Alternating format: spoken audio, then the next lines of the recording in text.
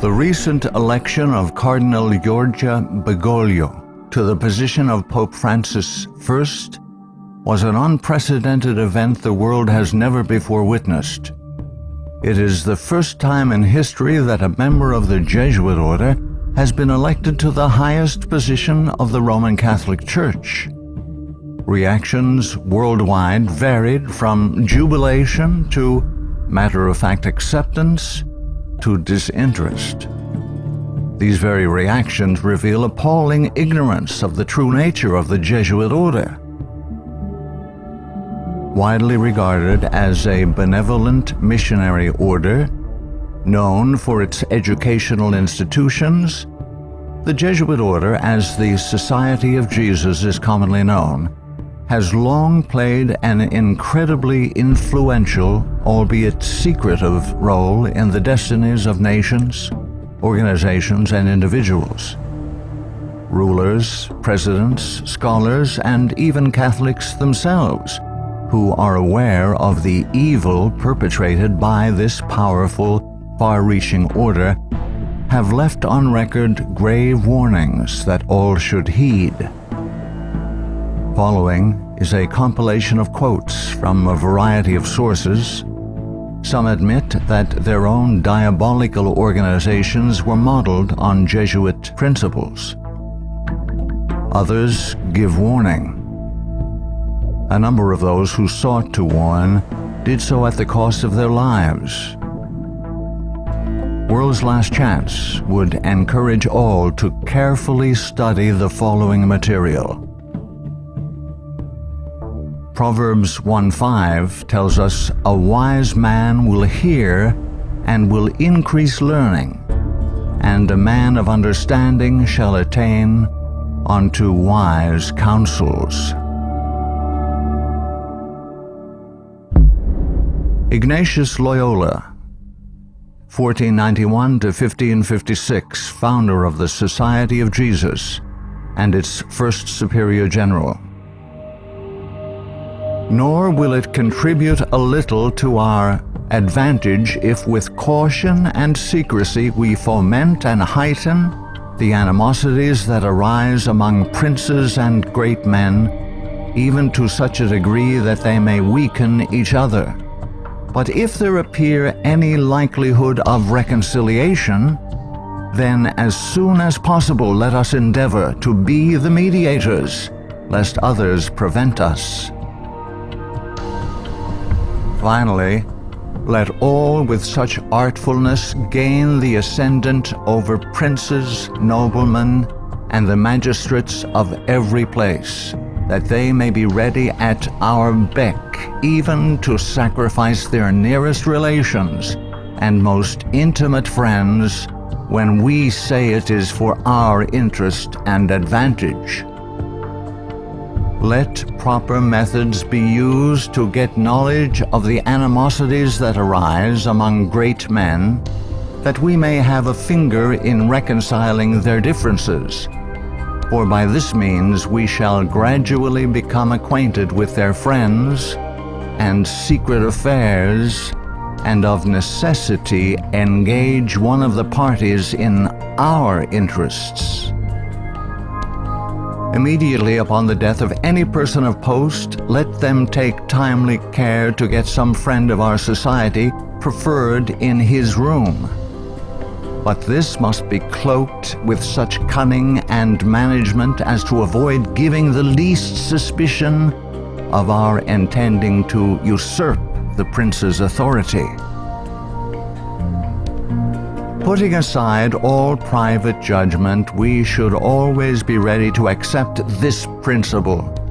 I will believe that the white I see is black, if the hierarchical church so defines it. Princes and persons of distinction everywhere must, by all means, be so managed that we may have their ear, and that will easily secure their hearts, by which way of proceeding all persons will become our creatures, and no one will dare to give the society the least disquiet or opposition. Finally, the society must endeavor to effect this at least, that having gotten the favor and authority of princes, those who do not love them at least fear them. Paolo Sarpi, 1552 to 1623, a Venetian patriot, scholar, scientist, and church reformer. They are a public plague and the plague of the world. From the Jesuit colleges there never is sent a pupil obedient to his father, devoted to his country, loyal to his prince. Every species of vice finds its patronage in them. There is no perjury, nor sacrilege, nor parricide, nor incest, nor rapine, nor fraud, nor treason which cannot be masked as meritorious beneath the mantle of their dispensation. Muccio Vitelleschi, 1562 to 1645, 6th Superior General of the Society of Jesus. When sovereigns require a Jesuit's opinion on any subject, the Jesuit in question is to report the matter to his superior, who is to lay it before several Jesuits for discussion. The resolution formed after this consultation is supplied to the Jesuit, who has been consulted by the sovereign. Priest Antoine Arnaud, 1612 to 1694. Do you wish to excite troubles, to provoke revolution, to produce the total ruin of your country? Call in the Jesuits and build magnificent colleges for these hot-headed religionists. Suffer those audacious priests in their dictatorial and dogmatic tone to decide on affairs of state. Michelangelo Tamburini, 1648 to 1730, 14th Superior General of the Society of Jesus. See, sir, from this chamber I govern not only to Paris, but to China, not only to China, but to all the world, without anyone to know how I do it. Pope Clement XIV, 1705 to 1774. Following are Pope Clement XIV's words upon signing the Bull of Suppression and Extinction of the Jesuits. A bull is the strongest legal document a pope can issue. The suppression is accomplished. I do not repent of it, having only resolved on it after examining and weighing everything, and because I thought it necessary for the Church. If it were not done, I would do it now. But this suppression will be my death. Pope Clement XIV knew the Jesuits very well and expected to die at their hands. He was correct. He was poisoned. A peasant woman was persuaded by means of a disguise to procure entrance into the Vatican and offered to the Pope a fig in which poison was concealed. Clement XIV was exceedingly fond of this fruit and ate it without hesitation. The same day the first symptoms of severe illness were observed, and to these rapidly succeeding violent inflammation of the bowels. He soon became convinced that he was poisoned and remarked, "Alas, I knew they would poison me, but I did not expect to die in so slow and cruel a manner." His terrible sufferings continued for several months. When he died, the poor victim, said Comenin, of the execrable Jesuits to which the Bishop of Pistoia, Scipio di Ricci, the nephew and heir of Jesuit General Ricci, fully agreed. Pope Pius VII, the Pope who restored the Society of Jesus. Soon after Pope Pius VII was released from Napoleon's prison in 1814, he quickly restored the Society of Jesus with the papal bull Sollicitudo Omnium Ecclesiarum. If any should again attempt to abolish it, the Society of Jesus, he would incur the indignation of Almighty God and of the holy apostles Peter and Paul. John Adams, 1735–1826, second President of the United States of America. In 1816, John Adams wrote to Thomas Jefferson, third President of the United States, regarding the restoration of the Society of Jesus. My history of the Jesuits is not eloquently written, but it is supported by unquestionable authorities, is very particular and very horrible. Their restoration is indeed a step toward darkness, cruelty, perfidy, despotism, death. I do not like the appearance of the Jesuits. If ever there were a body of men who merited eternal damnation on earth and in hell, it is this Society of Loyolas. Shall we not have regular swarms of them here, in as many disguises as only a king of the gypsies can assume, dressed as painters, publishers, writers, and schoolmasters? If ever there was a body of men who merited eternal damnation on earth and in hell, it is this Society of Loyolas. We are compelled by our system to offer them asylum. Napoleon Bonaparte, 1769–1821, Emperor of the French. The Jesuits are a military organization, not a religious order. Their chief is a general of an army, not the mere father abbot of a monastery. And the aim of this organization is power. Power in its most despotic exercise. Absolute power, universal power, power to control the world by the volition of a single man. Jesuitism is the most absolute of despotisms, and at the same time the greatest and most enormous of abuses. The general of the Jesuits insists on being master sovereign over the sovereign. Wherever the Jesuits are admitted, they will be masters, cost what it may.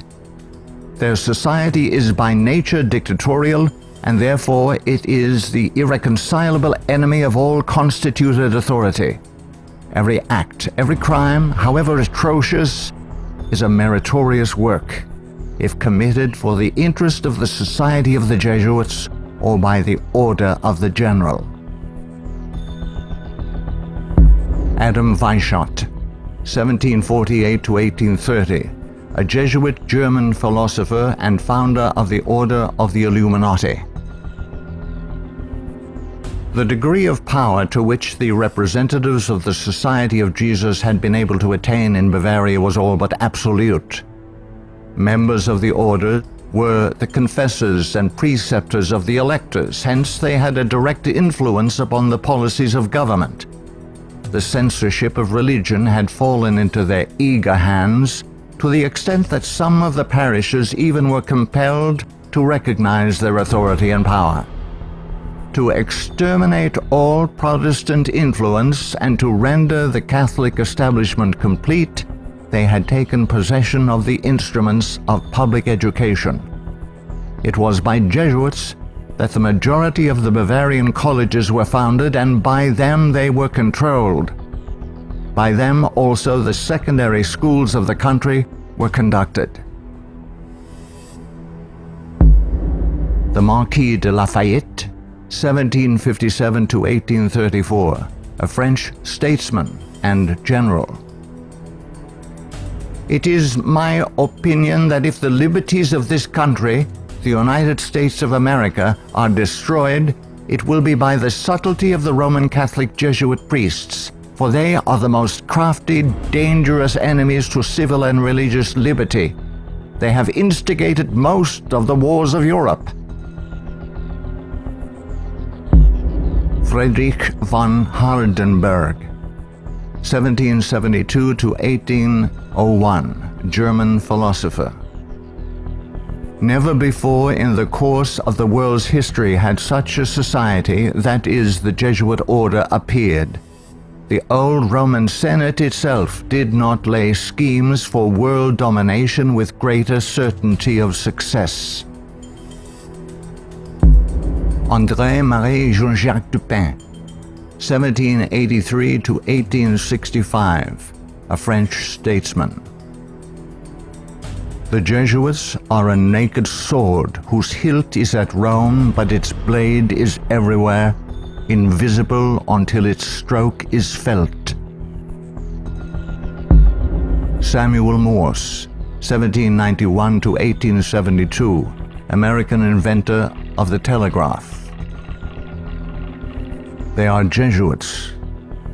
This society of men, after exerting their tyranny for upwards of 200 years, at length became so formidable to the world, threatening the entire subversion of all social order, that even the Pope, whose devoted subjects they are, and must be, by the vow of their society, was compelled to dissolve them.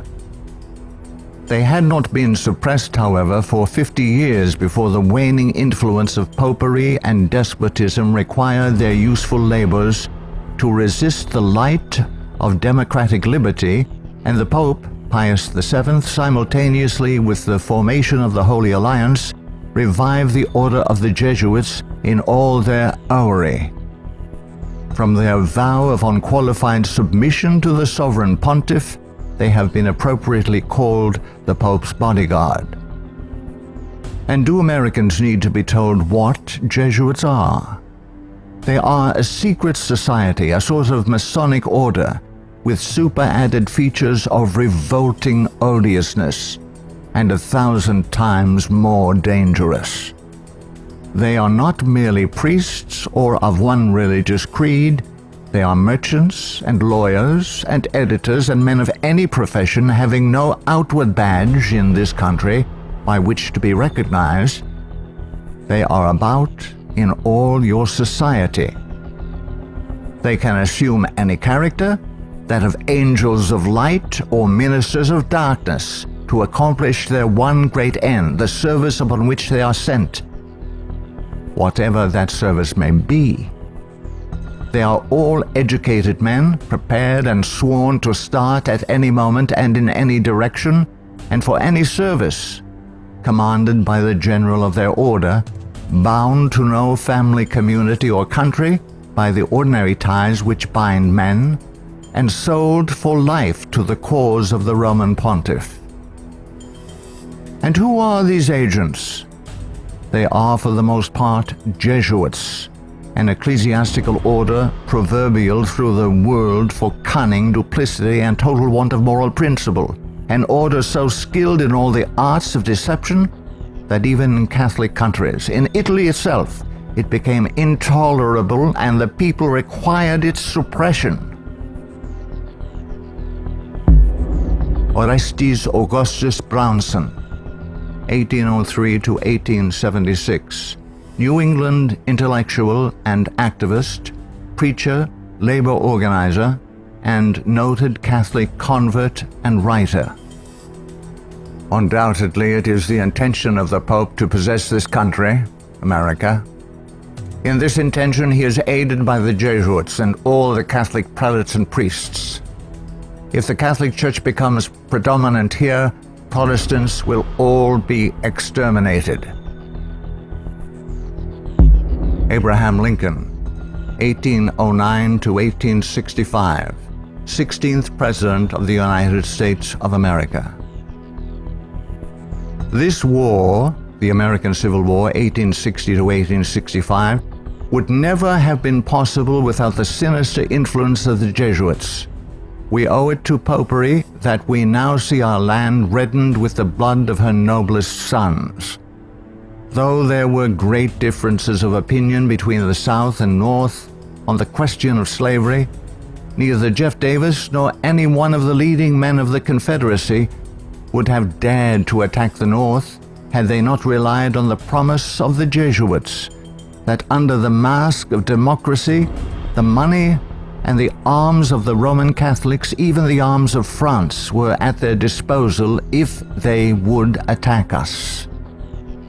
The Protestants of both the North and South would surely unite to exterminate the priests and the Jesuits if they could learn how the priests and nuns and the monks which daily land on our shores under the pretext of preaching their religion are nothing else but the emissaries of the Pope, of Napoleon III, and the other despots of Europe to undermine our institutions, alienate the hearts of our people from our Constitution and our laws, destroy our schools, and prepare a reign of anarchy here as they have done in Ireland, in Mexico, in Spain, and wherever there are any people who want to be free. I am so glad to meet you again, he said. You'll see that your friends the Jesuits have not yet killed me, but they would have surely done it when I passed through the most devoted city, Baltimore, had I not defeated their plans by passing incognito a few hours before they expected me. New projects of assassination are detected almost every day, accompanied with such savage circumstances that they bring to my memory the massacre of St. Bartholomew and the gunpowder plot. We feel, at their investigation, that they come from the same masters in the art of murder, the Jesuits. So many plots have already been made against my life that it is a real miracle that they have all failed when we consider that the great majority of them were in the hands of skillful Roman Catholic murderers evidently trained by the Jesuits. I know that Jesuits never forget nor forsake, but man must not care how and where he dies, provided he dies at the post of honor and duty. Charles Chiniquet, 1809 to 1899, Canadian ex-Catholic priest. From that the Catholic priests with the most admirable ability and success have gathered their Irish legions into the great cities of the United States, and the American people must be very blind indeed if they do not see that if they do nothing to prevent it, the day is very near when the Jesuits will rule their country, from the magnificent White House at Washington to the humblest civil and military department of this vast republic. Brigadier General Thomas M. Harris, 1817 to 1906, physician and Union General during the Civil War. The organization of the Roman Catholic hierarchy is a complete military despotism of which the Pope is the ostensible head. The Black Pope is the head of the Order of the Jesuits and is called a general. He not only has command of his own order, but directs and controls the general policy of the Roman Catholic Church. He is the power behind the throne and is the real potential head of the hierarchy. There is no independence of thought or of action in its subordinate parts, implicit and unquestioning obedience to the orders of superiors in authority is the sworn duty of the priesthood of every grade. It would seem that the Jesuits had had it in mind from the beginning of the war, the American Civil War of 1861 to 1865, to find an occasion for the taking off, that is the assassination, of Mr. Abraham Lincoln. The favorite policy of the Jesuits is that of assassination. Fyodor Dostoevsky, 1821 to 1881, famous Russian novelist. The Jesuits are simply the Roman army for the earthly sovereignty of the world in the future, with the Pontiff of Rome for emperor. That's their ideal. It's simple lust of power, a filthy earthly gain of domination, something like a universal serfdom with them as masters. That's all they stand for. They don't even believe in God, perhaps. Margaret F. Cusick, 1829 to 1899, converted nun of Kenmare. The great idea of the Jesuit has always been a universal spiritual and temporal monarchy in which the Jesuit should reign supreme. England has always been the place desired for the base of operations necessary for this end. Hence the blood, the tears shed, and the schemes undertaken in this country by the Jesuit. He has by no means ended his efforts for the subjugation of the world to Rome through England. When the Jesuit is expelled from one place, he is not slow to find another. France may reject him, not without cause, but England opens her arms to him. Catholic Italy may deprive him of the glories of his once famous home in the Gesù, but America opens her doors to him. He is the wandering Jew of the Romish Church. He is followed by the execrations of those by whom he was once beloved until they discovered his iniquities. Charles Haddon Spurgeon, 1834 to 1892, British particular Baptist preacher known as the Prince of Preachers. Our ancient enemies have small belief in our common sense if they imagine that we shall ever be able to trust them, after having so often beheld the depths of Jesuitical cunning and duplicity. The sooner we let certain archbishops and cardinals know that we are aware of their designs and will in nothing cooperate with them, the better for us and our country. Of course, we shall be howled at as bigots, but we can afford to smile at that cry when it comes from the church which invented the Inquisition. No peace with Rome is the motto of reason as well as of religion. Richard W. Thompson, 1809 to 1900, Secretary of the Navy, United States of America. The Jesuits are the deadly enemies of civil and religious liberty. The Jesuit general occupies the place of God and must be obeyed, howsoever the peace and welfare of the multitude may be imperiled or the nations be convulsed from center to circumference. The Society of Jesuits must obtain the mastery, even if general anarchy shall prevail, or all the world besides be covered with the fragments of a universal wreck. The sovereigns of the Holy Alliance had massed large armies and soon entered into a pledge to devote them to the suppression of all uprisings of the people in favor of free government. And he, Pius VII, desired to devote the Jesuits, supported by his pontifical power, to the accomplishment of that end.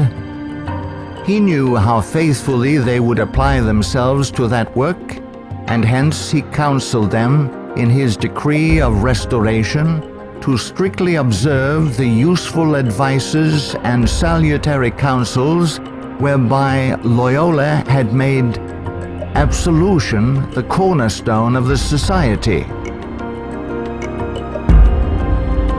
Luigi de Sanctis, 19th century ex-official censor of the Inquisition. All these things caused the Father General of the Jesuits to be feared by the Pope and sovereigns. A sovereign who is not there, the Jesuits' friend, will sooner or later experience their vengeance. At what then do the Jesuits aim? According to them, they only seek the greater glory of God. But if you examine the facts, you will find that they aim at universal dominion alone. They have rendered themselves indispensable to the Pope, who without them could not exist, because Catholicism is identified with them. They have rendered themselves indispensable to governors and hold revolutions in their hands. And in this way, either under one name or another, it is they who rule the world. He who thinks he knows the Jesuits by having read all the books that were written in the past century, the 18th century, to unmask them would be grossly deceived. The Jesuitism of that day was an open war against the gospel and society. The Jesuitism of the present is a slow but contagious and deadly disease which secretly insinuates itself. It is a poison taken under the name of medicine. G. B. Nicolini, Italian ex-Catholic, in 1854 published the finest Italian history of the Jesuits in existence. Take the Jesuit for what he ought or appears to be, and you commit the greatest of blunders. Draw the character after what the Jesuit seems to be in London, you will not recognize your portrait in the Jesuit of Rome. The Jesuit is the man of circumstances. Despotic in Spain, constitutional in England, republican in Paraguay, bigot in Rome, idolater in India. He shall assume and act out in his own person, with admirable flexibility, all those different features by which men are usually to be distinguished from each other. He will accompany the gay women of the world to the theater and will share in the excesses of the debauchee. With solemn countenance he will take his place by the side of the religious man at church, and he will revel in the tavern with the glutton and the sot. He dresses in all garbs, speaks all languages, knows all customs, is present everywhere, though nowhere recognized, and all this, it should seem, O monstrous blasphemy, for the greater glory of God, ad majorum Dei gloriam. The members of the society are divided into 4 classes: the professed, coadjutors, scholars, and novices. There is also a secret 5th class, known only to the general and a few faithful Jesuits, which perhaps more than any other contributes to the dreaded and mysterious power of the order. It is composed of laymen of all ranks, from the minister to the humble shoeboy. These are affiliated to the society, but not bound by any vows. They are persons who will make themselves useful. They act as the spies of the order, and serve, often unwittingly, as the tools and accomplices in dark and mysterious crimes. The Jesuit Father Francis Pellico candidly confesses that the many illustrious friends of the society remain occult and obliged to be silent. There is no record in history of an association whose organization has stood for 300 years unchanged and unaltered by all the assaults of men and time, and which has exercised such an immense influence over the destinies of mankind. The ends justify the means is his favorite maxim, and as his only end, as we have shown, is the order, at its bidding, the Jesuit is ready to commit any crime whatsoever. The immense wealth of the Jesuits has been bequeathed to them by wills made at the last hour. Francis Parkman, 1823 to 1893, American historian. The Jesuits, then as now, were the most forcible exponents of ultramontane principles. The Church to rule the world, the Pope to rule the Church, the Jesuits to rule the Pope. Such was and is the simple program of the Order of Jesus, and to it they have held fast except on a few rare occasions of misunderstanding with the vice-regent of Christ. Hector Macpherson, 1851 to 1924, prolific Scottish writer and journalist. So hurtful was the Jesuit order found to be that up to 1860 it was expelled no fewer than 70 times from countries which had suffered from its machinations. In spite of continental warnings, England under Queen Victoria 1837 to 1901, who opened up communication with the Vatican in 1877 and enabled the order to carry out its Second Irish Massacre 1845 to 1850, has become a Jesuit dumping ground. Those whom other countries have found from sad experience to be enemies, Britain allows to land on her shores and to carry on, unmolested, their work of iniquity. We are carrying toleration to excess, and unless there is a change of policy, this nation will one day pay a heavy penalty. Father Jeremy J. Crowley, 1861 to 1927, American ex-Catholic priest.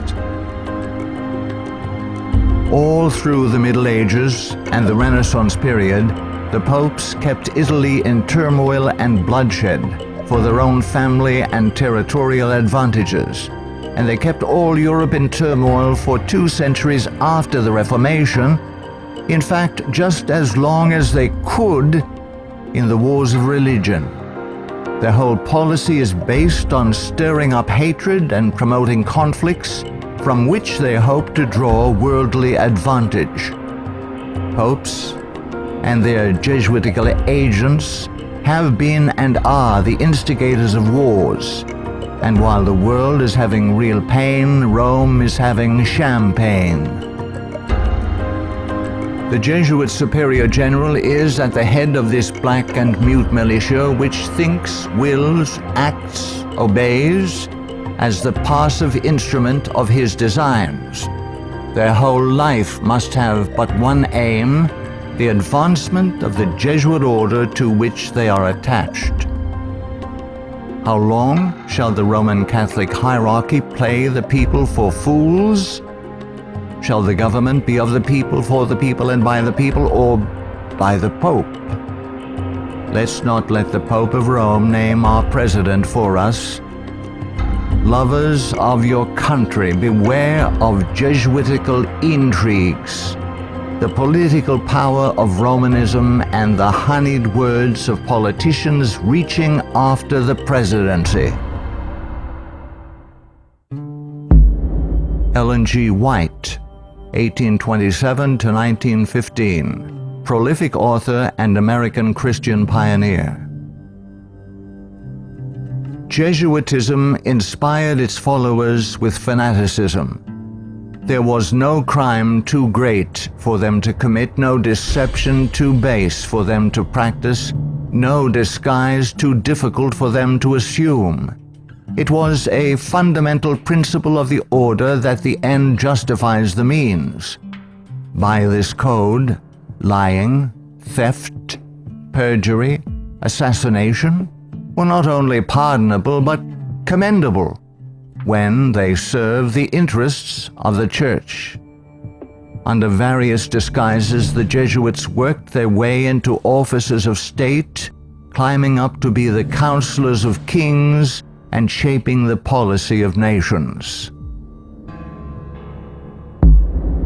Edmund Ronayne, 1832 to 1911, former Freemason who served as both secretary and master of Keystone Lodge. The religion of Masonry is a system of absolute despotism, and like that of Rome, demands a blind, unquestioning obedience to all its laws, rules, and edicts, whether right or wrong. What a singular commentary on the indifference, the subserviency, or the cowardice of society that an institution professedly organized by such cunning knaves, the Jesuits, and for such base purposes, and which has been sustained by fraud, falsehood, and deception from the commencement of its career to the present time, should be permitted today to dictate to, if not virtually to rule the nation, and to create such a dread in communities that even some of the ministers of Christian denominations, who detest its vile philosophy and who would like to see it swept from the face of the earth, are absolutely afraid to mention its name, either in the pulpit, the prayer meeting, or the Sabbath school, lest its secret vendetta vengeance might, in some concealed manner, be wreaked upon them. Adolf Hitler, 1889 to 1945, Austrian-born German politician and the leader of the Nazi Party. I have learned most of all from the Jesuit order. So far, there has been nothing more imposing on earth than the hierarchical organization of the Catholic Church. A good part of that organization I have transported direct to my own party. The Catholic Church must be held up as an example. I will tell you a secret. I am founding an order. In Himmler, I see our Ignatius de Loyola.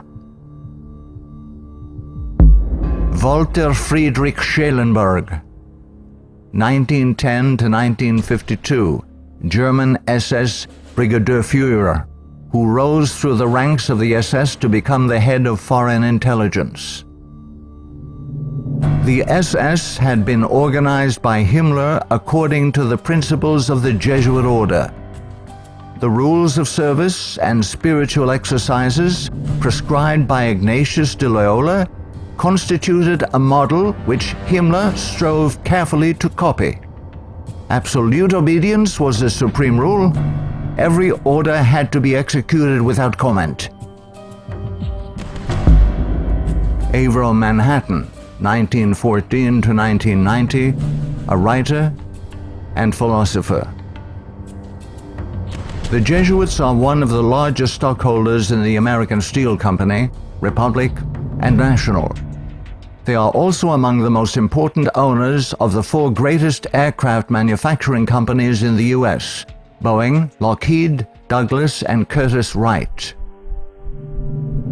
No political event or circumstance can be evaluated without the knowledge of the Vatican's part in it, and no significant world situation exists in which the Vatican does not play an important explicit or implicit role. Alberto Rivera, 1935 to 1997, ex-Jesuit. The higher I went in the Jesuit order, the more corruption I saw within the institution. I was invited to attend a secret black mass by high-ranking Jesuits, including Superior General Pedro Arrupe, in a monastery in the northern part of Spain. When I knelt to kiss the ring of a high official, I saw a symbol on that ring that made my blood run cold. It was a Masonic symbol, the compass and the square. A thing I hated, and I had been told to fight against it. I found out the Jesuit general was also a Mason and a member of the Communist Party in Spain. Frederick Tupper Southey III, 1936 to 2007, American composer, musician, author, and artist. The Roman Inquisition had been administered since 1542 by the Jesuits. Edmund Paris, 1894 to 1970, author of The Secret History of the Jesuits. The public is practically unaware of the overwhelming responsibility carried by the Vatican and its Jesuits in the starting of the two world wars, a situation which may be explained in part by the gigantic finances at the disposition of the Vatican and its Jesuits, giving them power in so many spheres, especially since the last conflict. The Jesuits are a secret society, a sort of Masonic order, with super-added features of revolting odiousness and 1,000 times more dangerous. The Führer had come to power thanks to the votes of the Catholic Zentrum, Central Party overseen by Jesuit Ludwig Kass, only 5 years before, 1933. But most of the objectives cynically revealed in Mein Kampf were already realized. This book was written by the Jesuit-controlled Father Bernhard Stempfler and signed by Hitler. For it was the Society of Jesus which perfected the famous Pan-German program as laid out in this book, and the Führer endorsed it. Nino Lobelo, 1922 to 1997, American author and journalist, specialized in writing about the Vatican. The Pope's confessor, an ordinary priest, must be a Jesuit. He must visit the Vatican once a week at a fixed time, and he alone may absolve the Pope of his sins. Michael Bunker, American writer, historian, theologian. There is a conspiracy against Christendom, but who are Satan's agents in this conspiracy? The agents are the Jesuits. Even though the Jesuits exude vast influence and control in the areas of theology, education, recorded history, and current media, I am still perplexed that virtually no literature exists exposing the Jesuits' influence on mainline Protestantism. In this work, the author uncovers forgotten history regarding the cooperative salvation theology of the Jesuits. From Cain to Charles G. Finney, this book proves that modern Protestantism has abandoned the doctrines of grace and embraced the satanic doctrines of cooperative salvation. Eric John Phelps, 1953, still living, author and protagonist in the truth-seeking movement in the United States. In the 20th century, the Jesuits have conducted their inquisition under the names of Nazism, fascism, communism, and now Islamic terrorism, with their inquisitors Adolf Hitler, Francisco Franco, Joseph Stalin, and now Osama bin Laden. Today, the Black Pope orders his Holy Office of the Inquisition, renamed in 1965 the Sacred Congregation for the Doctrine of the Faith, through his international intelligence community headed by papal knights, including Skull and Bonesman George W. Bush.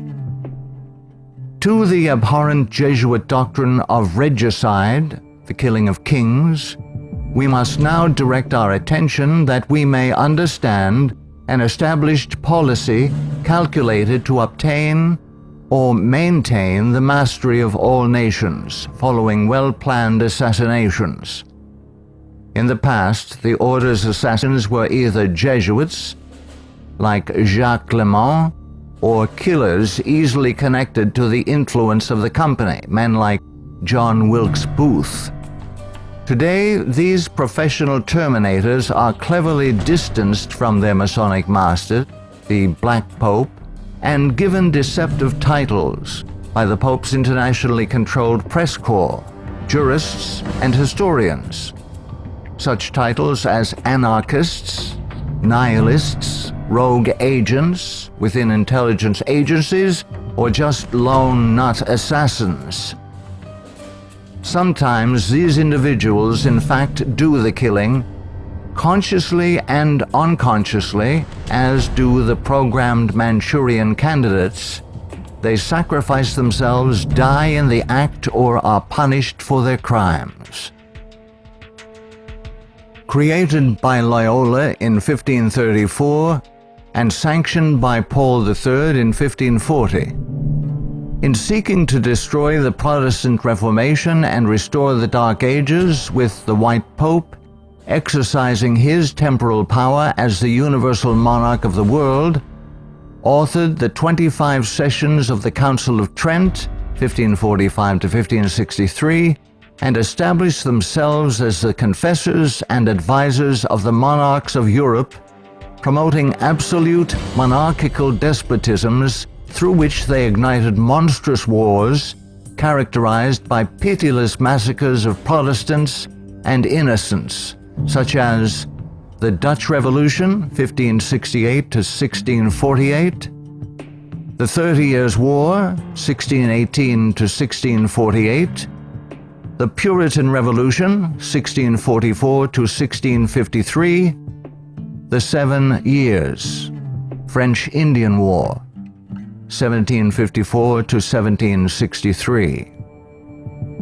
While oppressing and weakening the peoples of the nations and the Semitic Hebrew Jewish race with the Holy Office of the Inquisition, aided by the Knights of Malta and later Scottish Rite Freemasonry from 1540 to 1773, we as God's people in 14th Amendment America have received the Lord Jesus Christ as our personal Savior according to His blessed gospel set forth in His infallible Holy Scriptures. The authorized King James Version of 1611 must repent of our personal and national sins. Then we must forsake them. Some of those sins are: 1. Permitting the army of the Black Pope, the company of the Society of Jesus, to exist, mightily prosper, and absolutely control the government of the United States through its Council on Foreign Relations within our borders. 2. Believing the Jesuit-controlled American press, which has continually lied and deceived us throughout the 20th century. 3.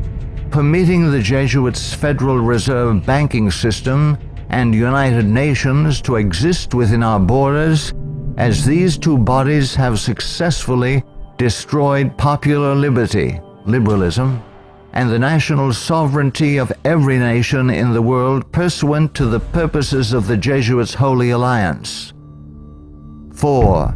Waiving our Fourth and Fifth Amendment rights secured by the declaratory and restrictive clauses of the Bill of Rights at the insistence of the Baptists of Virginia, and so dearly paid for with torrents of blood by our Protestant forefathers, through filing our confessions every April 15th, paying the heavy and progressive communist income tax, thereby financing a multitude of sins. 5.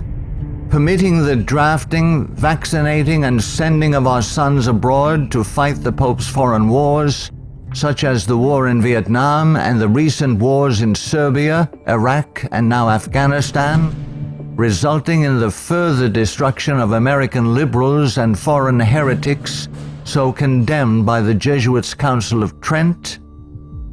6.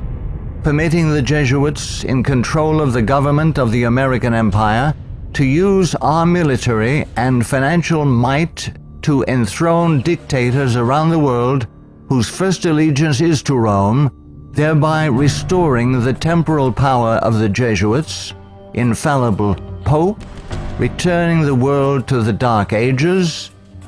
7. Consenting to the Jesuits' Supreme Court decisions in removing the Protestant Bible and prayer from the bulwark of American liberty so hated by the Jesuits, the public school system. 8.